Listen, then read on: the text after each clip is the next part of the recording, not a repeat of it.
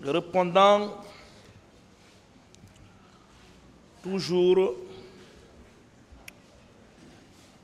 aux arguments fantaisistes, infondés, désarticulés, goguenards des confrères d'en face, Monsieur le Président,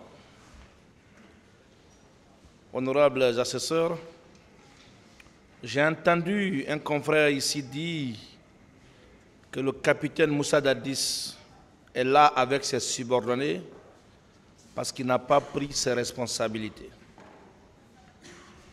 Je ne reviendrai pas sur la réponse que j'ai donnée à celui-là qui lui en veut comme responsable des faits poursuivis, pour la simple et unique raison qu'il était chef de l'État, commandant en chef des forces armées à l'époque des faits. Lors de l'interrogatoire du capitaine Moussa Dadis Camara, nous avons entendu des voix s'élever pour fustiger, dire que le capitaine devrait simplement présenter ses excuses, demander pardon, en lieu et place de ceux qui sont livrés à ces infractions, à ces exactions.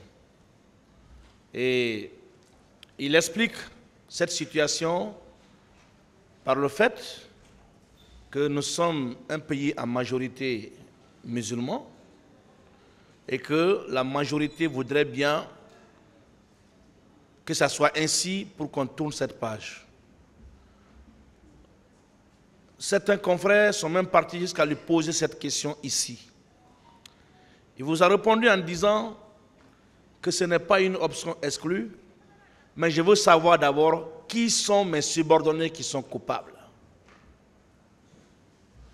Qui sont mes subordonnés qui se sont livrés à ces faits?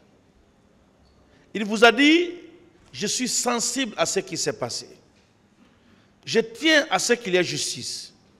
Je tiens à ce que les responsables de ces exactions soient retrouvés, jugés et punis. Je veux bien le faire, mais je veux savoir d'abord qui sont ceux qui sont livrés à cette pratique. Ça a paru, n'est-ce pas, inadmissible aux yeux de certains, mais moi j'ai compris sa logique. Depuis les premières heures, depuis le lendemain du 28 septembre 2009, il a pris toutes les dispositions, il a créé et mis les moyens à la disposition des organes compétents pour investiguer, identifier, rassembler les preuves, retrouver et juger ceux-là qui se sont livrés à cette pratique. Alors si, par l'accident de l'histoire, par le fait des individus au service des intérêts politiques, ils se retrouvent ici avec ceux qui étaient, n'est-ce pas, à l'époque des faits, ces subordonnés, on ne peut pas en déduire une responsabilité pénale. Ce n'est pas juridique. Ici, Monsieur le Président, je n'ai pas besoin de rappeler que vous êtes un tribunal laïque. Vous n'êtes pas un tribunal qui doit s'inspirer des textes bibliques ou coraniques. Vous êtes ce tribunal qui va s'inspirer des textes de loi, des principes de droit en matière pénale, qui doit apprécier en toute souveraineté les faits soumis à votre appréciation pour tirer éventuellement toutes les conséquences qui en découleront. Donc, Monsieur le Président, cet argument, encore une fois, ne peut prospérer et n'en parlons plus. Je vais, Monsieur le Président, discutant toujours des parties civiles, m'intéresser cette fois-ci aux parties civiles elles-mêmes, j'épargne complètement à ce stade les conseils des partis civils qui ont tout mélangé dans ce prétoire. Monsieur le Président, avant d'aborder les différentes auditions des partis civils qui ont défilé à la barre de ce tribunal, permettez pour moi de rappeler l'exagération dans les chiffres, dans la façon de relater les faits et même le business que certains Guinéens ont tiré de cette affaire. Je vais m'intéresser aux chiffres et je pense que j'en parlerai suffisamment quand je vais commencer à répondre aux arguments du ministère public qui est inventé, qui ne se fonde sur aucun support probant, juste pour créer de l'exagération. Le 28 septembre, il y a eu des crimes, des victimes, elles existent. C'est inadmissible ce qui s'est passé ce jour. Mais soyons aussi d'accord qu'il y a eu de l'exagération et certains, comme d'ailleurs il est de l'histoire de ce pays, en ont fait un business. On aime souvent parler des businessmen de la crise.